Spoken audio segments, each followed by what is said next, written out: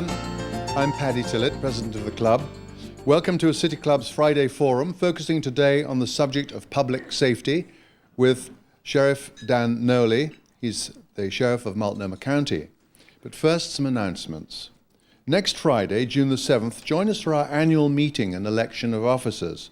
Our special guest speaker that day will be Governor John Kitzhaber, who will explore the future of the renowned Oregon Health Plan, and that'll be here at the MAC. In order to provide enough time for the elections of club officers, this program will begin earlier than usual at 12 noon.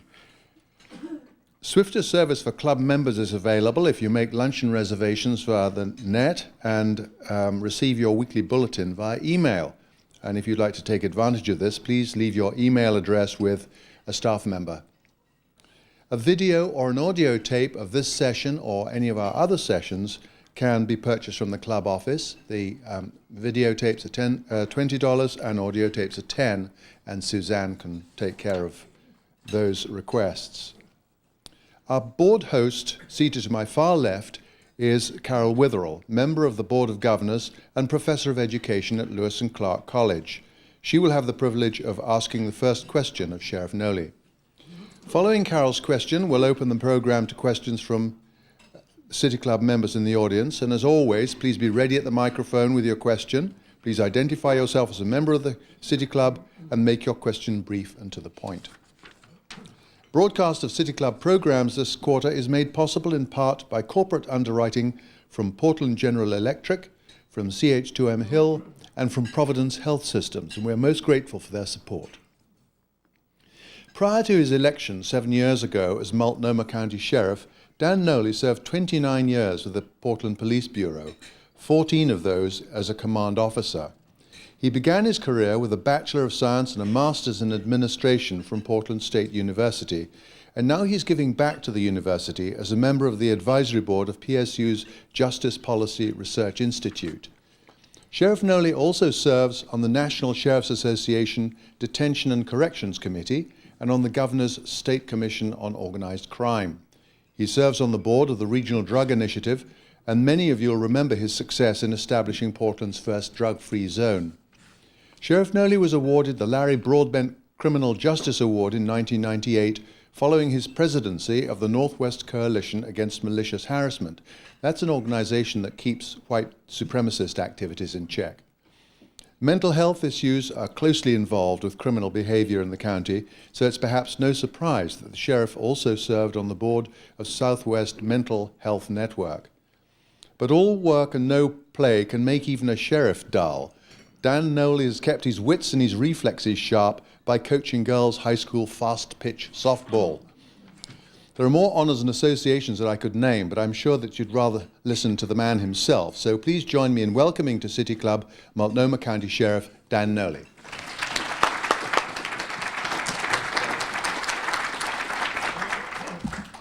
Thanks, Patty. That's a better introduction than I usually get, I'll guarantee you. I was going to do today the kind of, the traditional joke.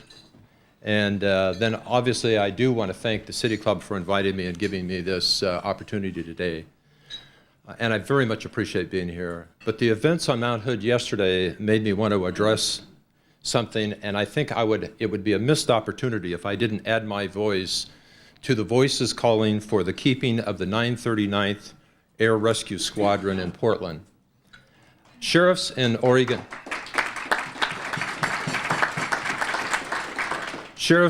are responsible for search and rescue. The 939th is the best in the business. They've supported the sheriffs many times in complex mountain rescues.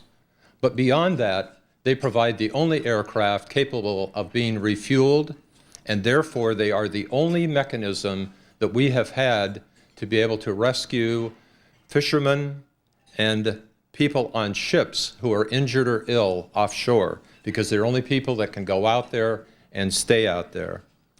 We in Oregon need them, and we need them a heck of a lot more than Kansas, let me guarantee you. Before I go on, actually, I want to introduce a couple of people. First of all, my wife, Rosie Sizer. Rosie is a commander at Central Precinct. She's been putting up with me for a long time. which is a full-time job. But beyond that, she's been with the Portland Police Bureau a long time. She does a great job, and I'm very proud of her.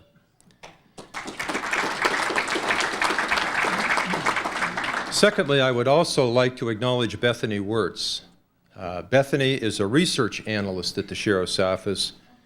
She is the single person most responsible at the Sheriff's Office for identifying some of the issues that I want to discuss with you today. I would also like to take just a moment and acknowledge State Senator Avell Gordley. In some way, my comments today are dedicated to Avell. Avell has a son who is in our system. Avell has endured this experience with energy, toughness, compassion, and courage. I've talked to her many times about these issues. I talked to her again about this speech yesterday, and she could not be here today. She really wanted to. I suspect you have read about the county's budget wars in the paper, and I'm always pleased when all the reasonable people agree with me. It really makes it easy, and I appreciate that. As you've heard in the introduction, I really have spent all of my adult life fighting crime. I believe bad guys should go to jail. I believe in Measure 11 and supported it. I believe in capital punishment. I believe that the threat of arrest keeps many people from committing crimes such as breaking into our car or bringing some evil to our children. I am tough on crime, and I make no apology to anyone for that. 8 years ago, I ran for sheriff because we had problems in the Multnomah County Jail. Big problems. We had criminals being let out on a regular basis. We were buried in paperwork. We had police cars lined up for hours, waiting to book prisoners into jail. I ran because I knew how to stop that. For me, at the time, I thought it was simple. We could put twice as many inmates in the same amount of space through double bunking, and we did. We could convince voters to build new jails, and we did. It really wasn't that simple, though. To be honest, federal and state laws dictate that before you can double bunk a jail, you have to make sure that every inmate has a sink, a shower, at least access to a sink, a shower, a toilet, a toothbrush, and a lawyer. But we got there. And then when we tried to site the new jail, I had 110 neighborhood associations all lining up, waiting to recall me. Patty was actually there. We finally waited till one day when the president of the neighborhood association in the Rivergate area was out of town, and we plunked that jail down right in his backyard. But we did. We added 700 jail beds to our system. It allowed me to stop the practice of early release of inmates in 1998. I'm proud of that. When we arrested someone, that crook went to jail. And it's hard to commit a crime when you're in jail. Our community values a strong justice system, and we believe there's a price to pay for committing a crime, even if it's just a 5-day jail sentence. But you know, a funny thing happened as I went along fighting for law and order in the American way. When we stopped releasing those inmates early because of overcrowding, something in the jail suddenly made a lot more sense. But before I get there, let me tell you some facts about your county's hooscow. We book 45,000 people a year into our jail. They stay an average of 20 days. It costs you and I $105 per day per inmate to house them. 70% have serious drug and alcohol problems. 20% of them are mentally ill. 15% are African American. That's twice our community's demographic. Most of the people we book are poor, lack an education, and are physically ill. Now, don't get me wrong. These problems do not excuse the fact that these people have committed crimes. They should be in jail. They need to be in jail. That's what being tough on crime is about. But here's the thing. Except for a very small fraction of those people who go away to the state penitentiary for life, all those people are coming back to a neighborhood near you and I. They all get back out. Some of them do okay, but some of them keep returning to the jail through that revolving door that we just cannot stop. When Bethany, our analyst, began really digging into that group of people, the people in the revolving door, even I was astonished at some of her findings. We found that 2,650 people in all of Multnomah County account for 23% of our bookings. What that means is that 4% of the inmates coming through our system use 1/4 of our budget. Some of them have been booked into jail individually 86 times in a 5-year period. Who are these people that keep coming back? We did take a hard look at them. All of them have drug and alcohol problems. 40% of them are seriously mentally ill. 1/3 of them report being homeless. 60% are physically sick. And you know, in a sample group, what the most common illness in this group is? It's tuberculosis, not a common illness in our society. And I told you there were 2,650 people. Of that 2,650 people, over 1,000 of them are African American. In addition to that, within the 2,650 people, when you get the group that is booked most in that group, it's 80% African American. And our community's demographic is 8%. These people who keep coming through our revolving door are also in hospitals, they are in mental health crisis, and they're in the social service system. They are constantly adding hidden costs to our society, and I believe that they will continue to do that unless we deal with them in a strategic and holistic way. Now, I'm not saying that we can cure all these people, even if we had the most advanced programs available. But just think of it. If we could remove 2,600 people from our system, we would save an incredible number of jail beds and costs. But in addition to that, think of the police time we would save. Think of the prosecutor time, the defense time. Think of the court time. Think of the medical hospitalization treatment, the mental health treatment that we would save if we just dealt with those 2,600 people. Most of all, just think of the pain and suffering that we would be able to stop for the victims of those crimes. So how do we do that? I don't claim to understand drug addiction, but I started smoking cigarettes when I was in the Army, and I smoked actually for about 7 years. When I tried to quit, it took me 2 years to quit thinking about a cigarette. It was difficult. Can you imagine an addict?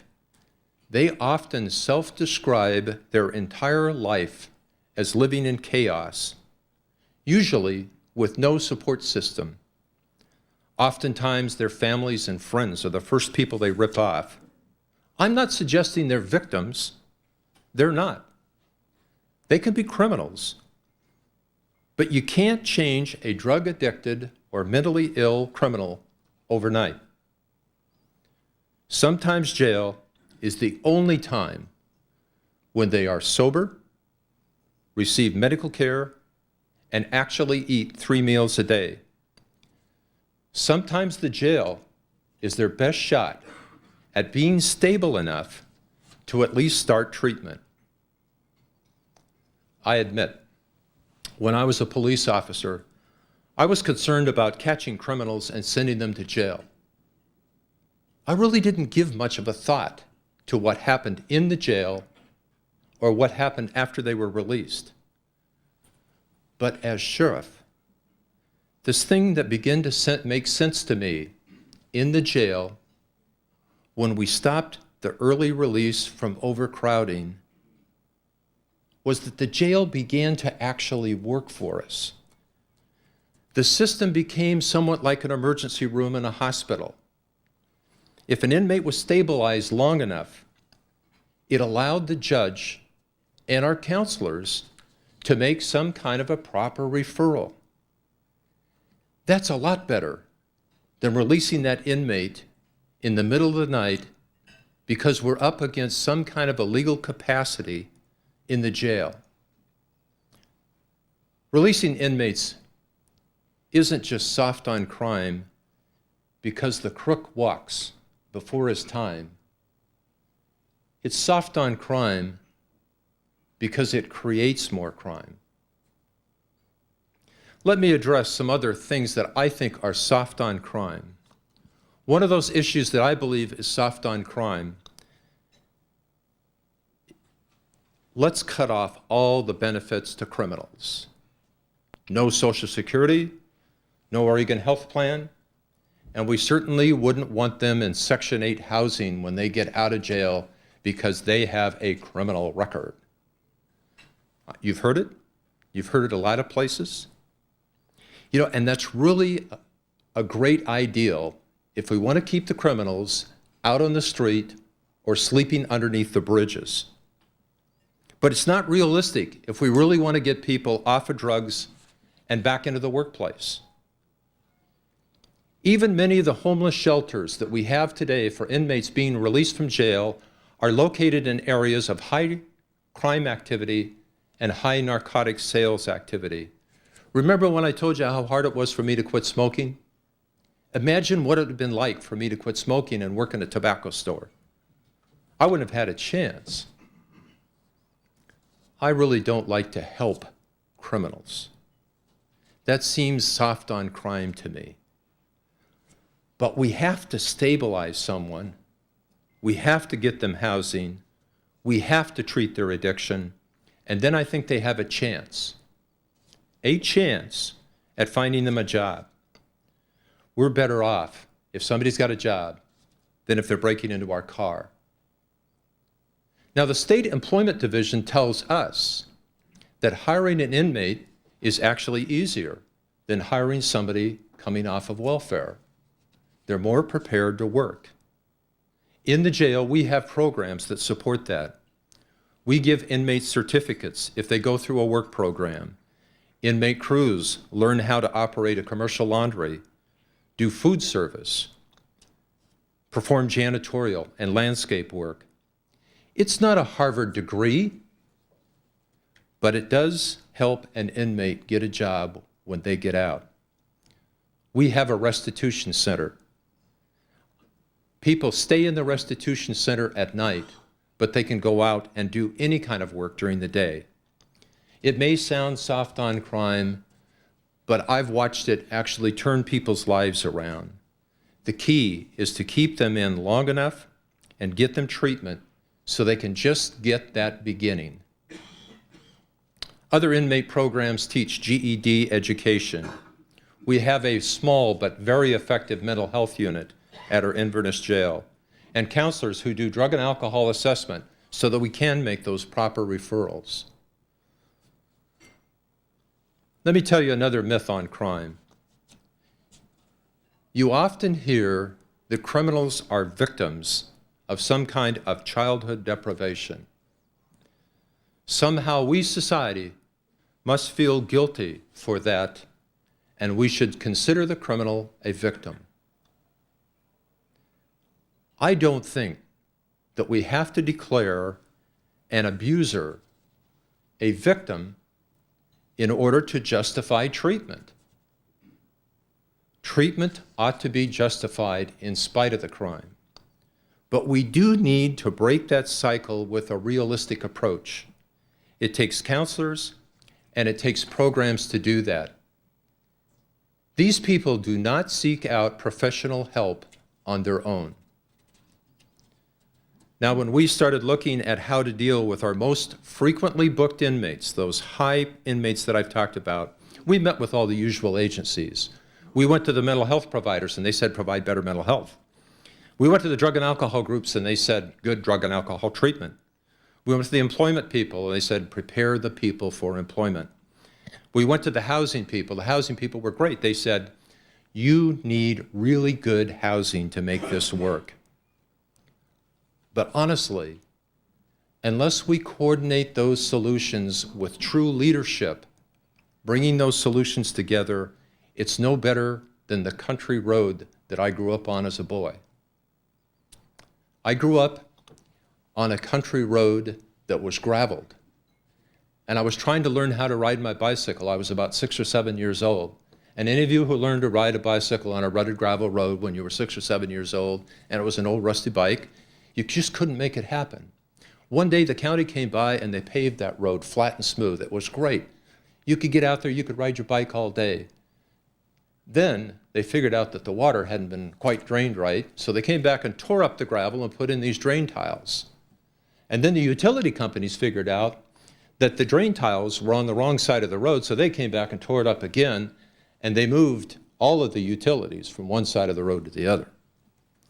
Well, by the time they got done, it was worse than it had been before they paved it. I asked my father, I said, Dad, why did they do that? Why did they ruin the road? He looked at me and he said, Danny, that's just the way government does things.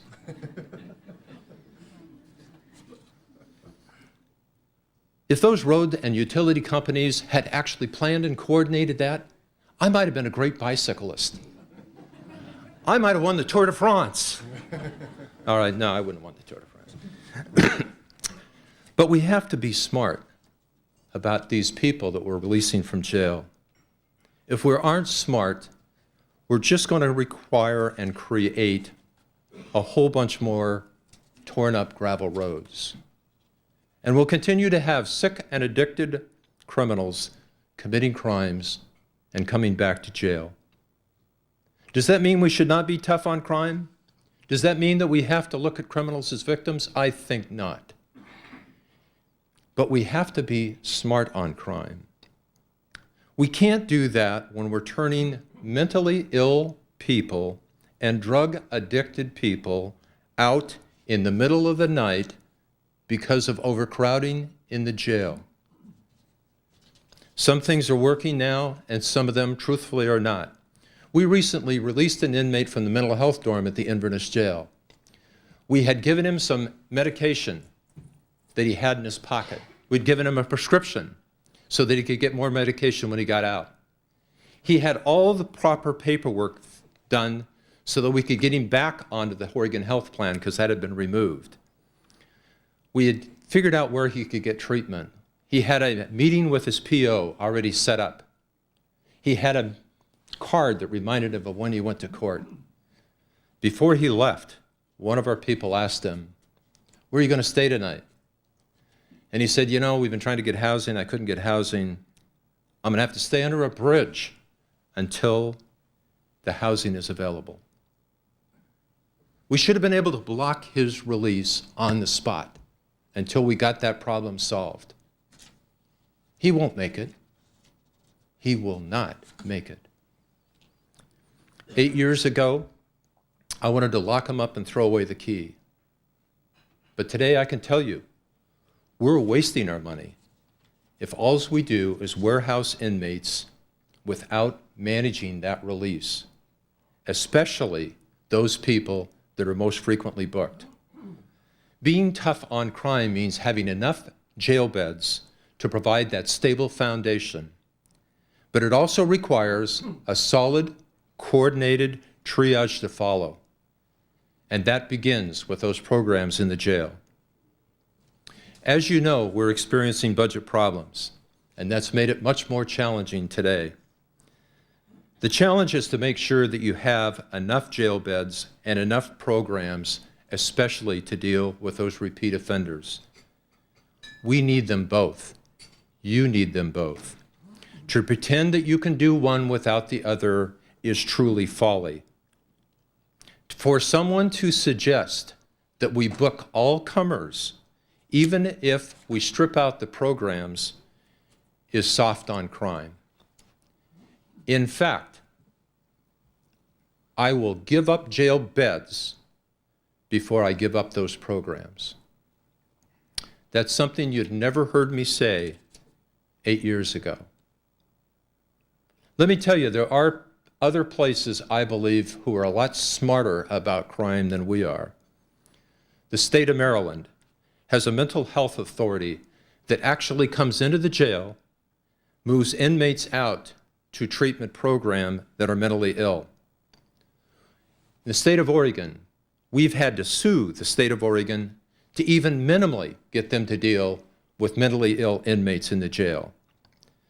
The county's mental health authority has only recently, just within the last couple of months, finally come into the jail and begun to respond. The state of California provides bridge funding so that inmates being released from the jail actually can get mental health and medical care until that funding can be reestablished through their health plan. They have a flexible citing policy which allows for residential treatment facilities to be more easily cited. Citing a jail was tough. Citing residential treatment sometimes seems impossible. Phoenix, Arizona has a system that automatically notifies social service providers and mental health providers when their clients end up in jail. That way, they can respond more quickly and more effectively. But those are only successful if you have a committed leadership that will prioritize those people rather than let them quietly be recycled into the night. Being tough on crime is investing wisely and strategically. We cannot afford the alternative. That's soft-headed thinking. You know, a funny thing happened to me. I started off believing that the only thing that mattered was, as sheriff, was being tough on crime, and that tough on crime meant being able to get all those people locked up that showed up at the front door of the jail. After being there and watched the jail function as it should, watching Bethany do the analysis and looking at these people, I realized we absolutely must pay our attention to the back door of the jail where the people are getting out. My career is coming to a close. I'm proud of what I've done. It's my challenge to the leadership of our community and to the elected officials to pay attention to the facts, not the myths. Until attention is paid to the back door, to the release of an inmate, we're not going to increase public safety, we are not going to improve mental health care, and we're not going to improve on drug addiction problems. My way of thinking has changed. In order to be tough on crime, I think you have to be smart on crime. Thank you for inviting me.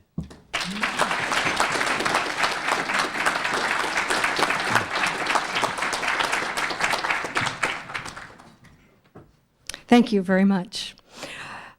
Diana Lynn and others have made some specific proposals for cutting costs, such as administrative cuts.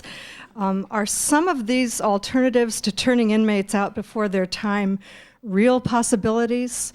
I guess this is asking, if you had control of the city budget, what cuts, or the county budget, what cuts would you advocate? And maybe what investments would you advocate with regard to prevention? Thanks, Carol. It's a great question. Let me tell you that the cuts that were proposed that I'm objecting to really have to do with cuts in the jail that were proposed dealing with reducing the number of the counselors, and it's really the internal structure that I've complained about. The sheriff's office was studied by the board, or the board made a request to have the sheriff's office studied a year ago, and the budget office completed that study and found that the sheriff's office actually has the lowest administration in the county. In terms of other cuts that I've suggested, we have an interchange program located in Washington County. It's a good program. I'm not suggesting it's a bad program, but it's costing us $2.8 million to actually operate it. And my suggestion has been to move it into the Inverness jail. We certainly have room right now. I have 250 empty beds. So we could move it into the Inverness jail and save about $1.7 million. So we have proposed back some cuts. I'm not sure where all that will end up at this point. While we're waiting for members to get to the microphone, I have a question of my own. We've often heard it said that one of the reasons for involvement of so many people in criminal activity is that the education level necessary to be able to hold an even ordinary job these days, it just keeps escalating. And there are more and more people who just can't make it, that without better education, those who resort to petty crime, and perhaps not so petty crime, will inevitably rise. Is that your observation? Well, certainly I think that in our technical world, the level of education required to really be successful has increased dramatically. My father, who I just mentioned in this speech, who I think was incredibly bright, only had an 8th grade education. But the other end of that is that there are a lot of jobs that inmates are able to do, and those jobs include a lot of construction jobs. There's a lot of things out there that people do, and they do it very successfully. And at least the employment division has told us, as I said, that we can find those people, successfully find those people jobs. So for me, the job issue isn't as big a problem as the coordination of the services around housing, drug and alcohol treatment, and mental health. Yes, sir. Ned Look, City Club member. Patty touched on the subject I wanted to ask you about.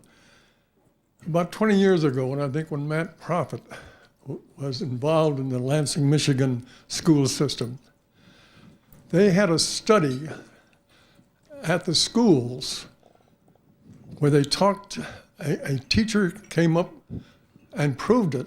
It was a 10-year study that she could spot the troublemakers by the 3rd grade and had a remarkable record of success in it.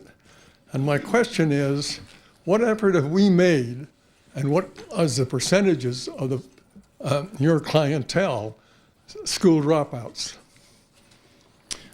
Well, as I said, and thanks, Ned, as I said, a lot of the people are poor, they lack education. The purpose of having GED in the jail really is to try to get these people a high school education, and within parole and probation, they have a day reporting center that tries to follow up with them once they get out to continue that GED education. In terms of spotting people, I talked a little bit about the demographics of African Americans, and I was truthfully horrified when Bethany came in and said the most frequently booked people in our jail who are coming through again and again and again, as high as 86 times, are African American, and that rate is 80% in a community of 8%. We ought to be embarrassed. But at the other end of that, when I look at the demographic of kids who cannot read at the 3rd grade level, the demographic of kids who cannot read at the 3rd grade level in our community today is 17% African American. And so,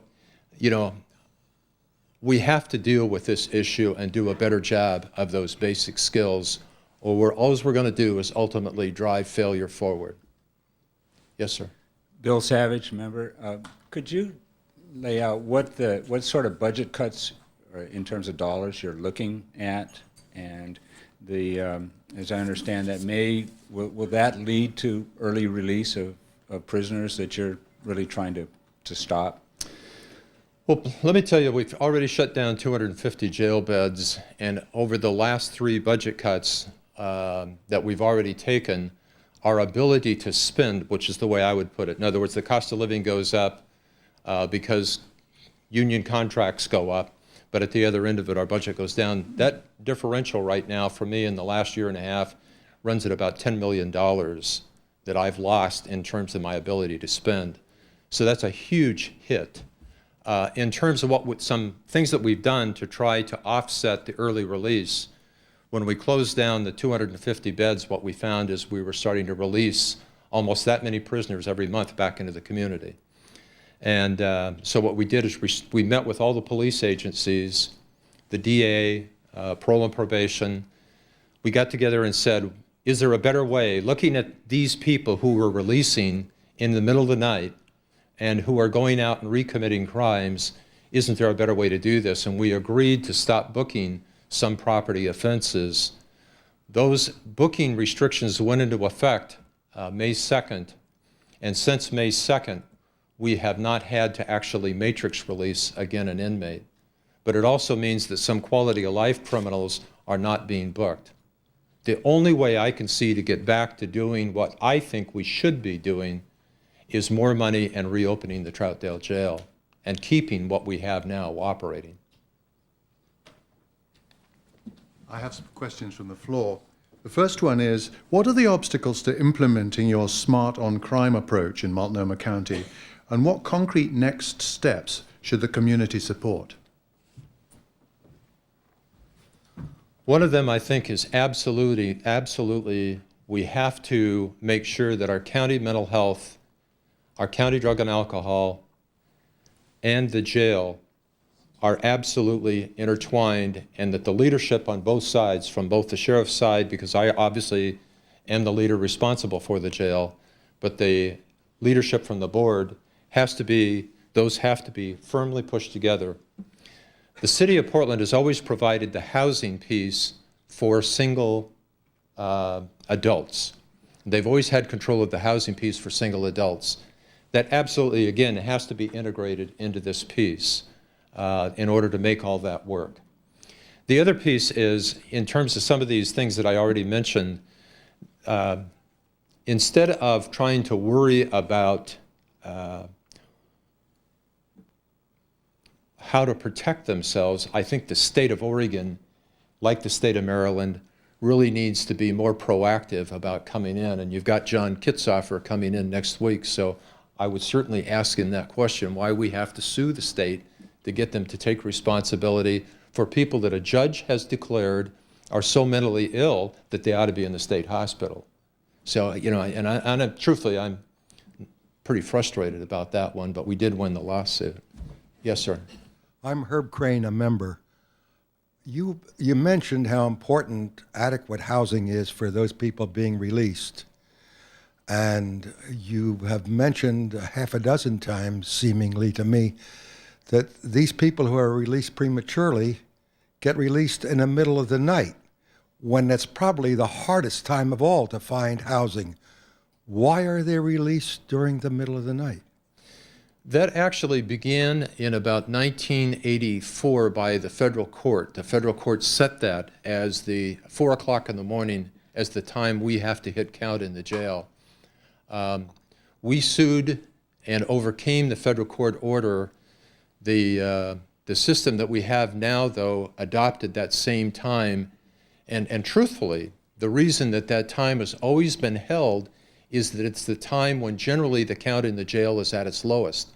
And it's certainly not optimal. And what we were able to do when we finally got to the point where we had control over the release is we were able to then structure those releases during the day to the proper mental health authority.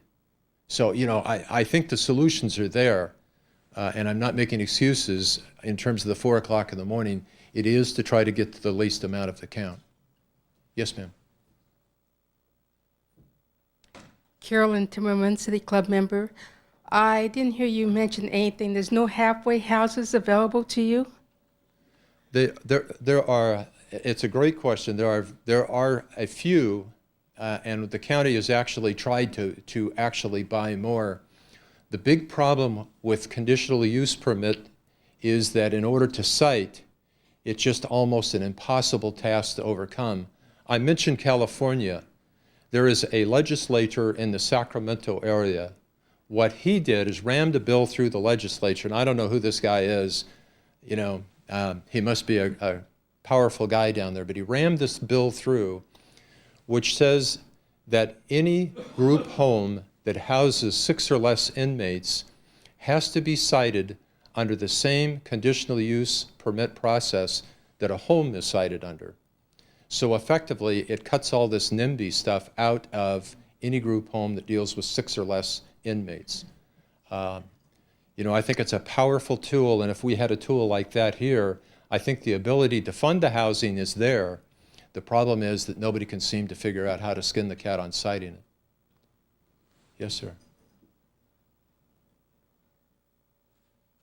I'm Dr. Jordan Horneman, a City Club member. America has a bigger percentage of its citizens behind bars than any other country in the world. And I think the problem probably began 400 years ago when England had an oversupply of fundamentalists, so we exported them to America.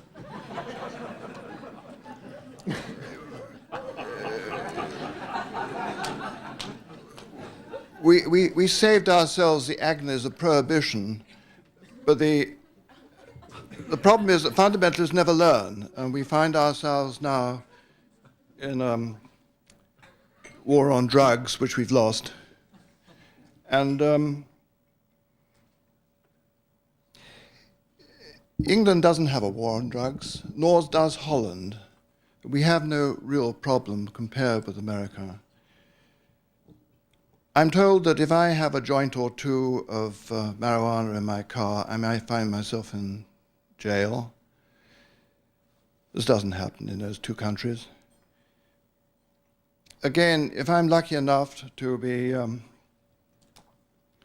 laid by a sprightly young 17-year-old, I can find myself in jug, whatever the gender is. Ask any priest.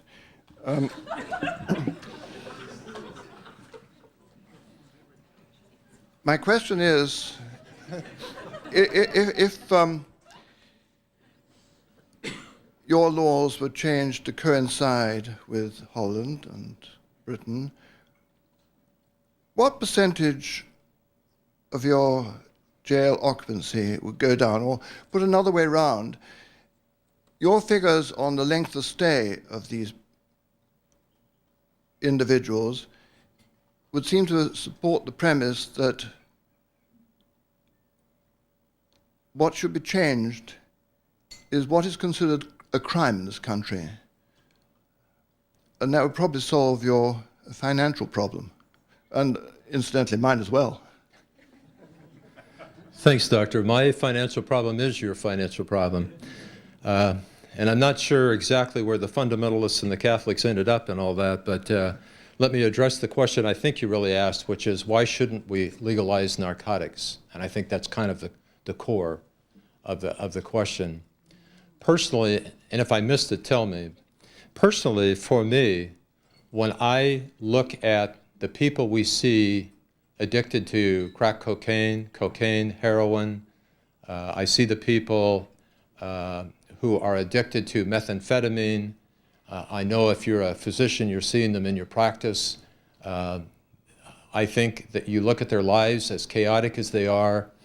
The criminality may be a piece of that, but the piece of that I think also is we do need treatment. We need strong medical treatment. We need strong care. And I don't think that that means that a person cannot start out from the jail where we do get them for sometimes the only time in their life, dry, sober, and stable, to get that start. That was not really quite my point. Okay. The age of consent in England is 16. Here it is 18. It would do no harm to lower the age of consent, which would cut out this problem about a lot of problems the priests run into. The other point is that if I should stop my car for a professional lady, I might well find myself in jail. Now, the City Club a few years ago had a study of this prostitution in this country, in this state, in this town, this city, but the recommendations were never accepted. And this is what I'm really focusing in on, is victimless crime with no violence between consenting adults. I wonder if perhaps you would address that problem. Absolutely. And I do remember the study. I was at the police bureau when that study was done. And during the time that that study was done, I was actually working the inner northeast Albina area. And if you believe that prostitution is a victimless crime, then you need to go down and look at and meet the prostitutes. If you believe that narcotics addicts out in the street are victimless, you need to talk to the addicts. Those are not victimless crimes in my measure at all, never will be, and I guess we just have to respectfully disagree on that point.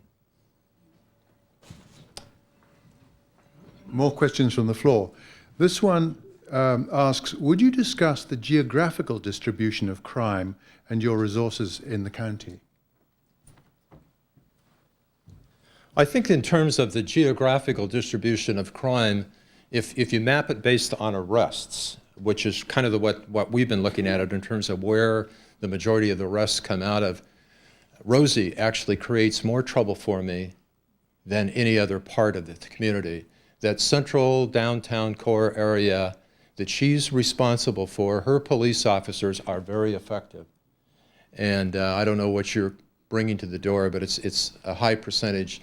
The other percentage of crime coming in tends to really follow the demographic of poverty, truthfully. In terms of the area outside the city of Portland, the area that I am probably most worried about right now is the Rockwood area, the area to the west end of the city of Gresham. The gangs in that area have turned out to be the new shooters. The drug activity is high, and for me, that's probably one of the areas that I see a lot of the gentrification of the inner city is driving people in that direction. And what we're seeing is poverty and some of that gang activity and narcotics activity start to come in from there, and it's pretty troubling.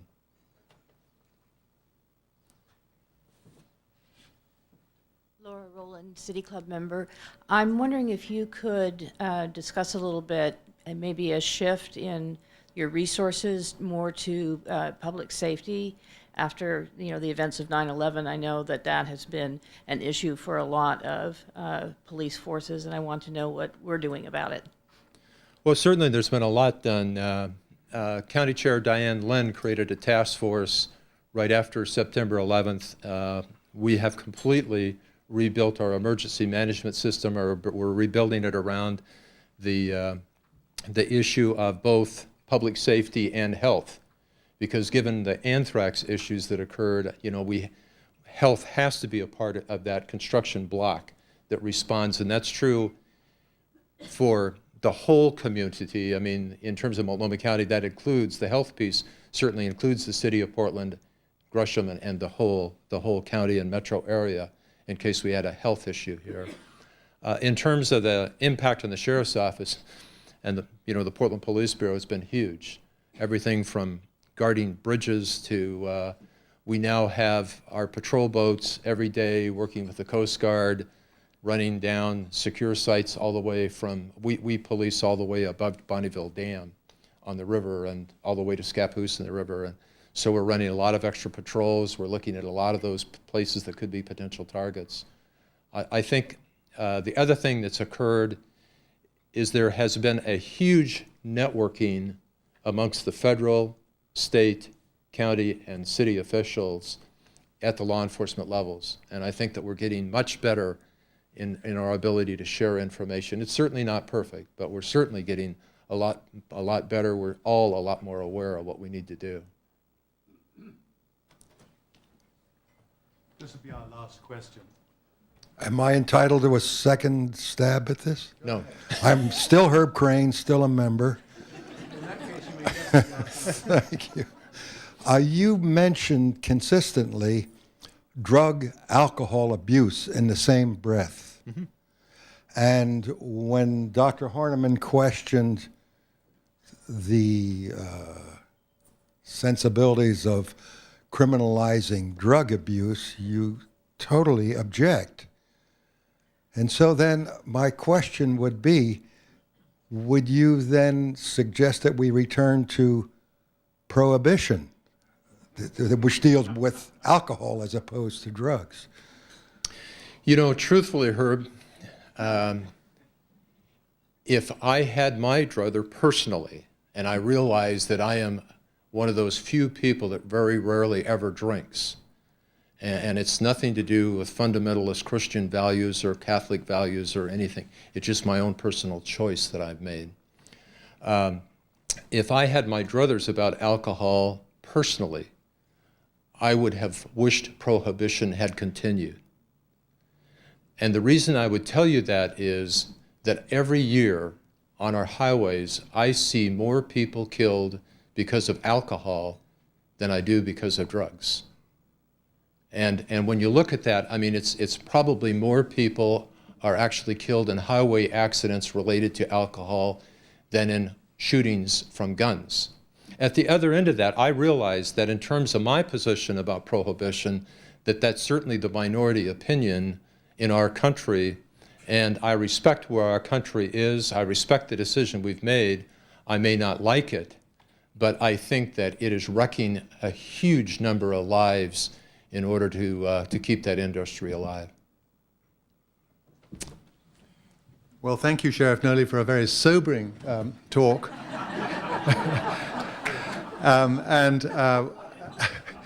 And I think we all very much appreciate what you've done during your tenure. Thank you very much indeed. We are now adjourned.